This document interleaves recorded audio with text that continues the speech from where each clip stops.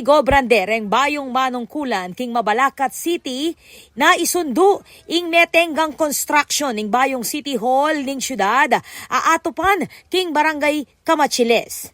King gewang kapihan media forum ning Pampanga Press Club king Swiss Hotel Clark, sinabi ng Vice Mayor June Castro na dininan na ning otoridad ning Sangguniang Panlungsod Mayor Jel Daquino bang makipagnegosasyon para king reloan agamitan para king pamanyunduning proyekto.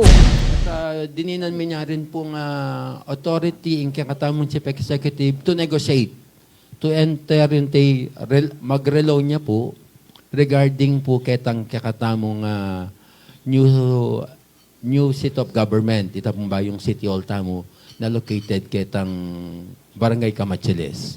Ito pong continuation na po nitang mayaring City Hall tamo. Agpang kang Castro, apisabi da ning alkalde na ibalaw siya in construction na ning building, ametenga inyang milaba sa administrasyon. Ibat king original 2.7 billion pesos sa budget para king proyekto, ibabaya kanuiti king 1.5 billion pesos. Makanyan man, kailangan niya pamuring makipagnegosasyon ing LGU king Land Bank of the Philippines para king pasibayong pamagproseso ning loan.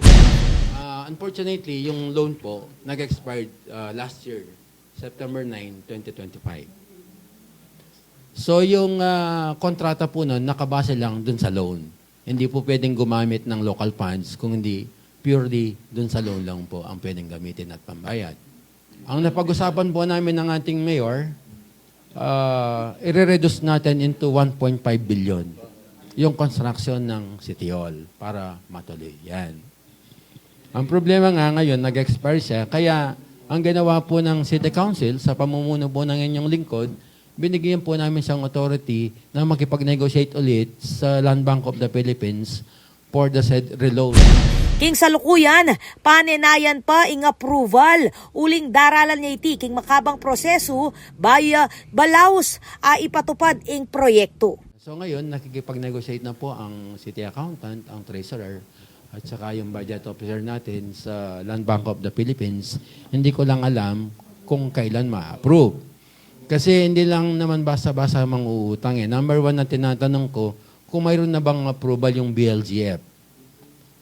Anong ceiling na binigay ng BLGF sa City of Mabalacat with regards to that loan?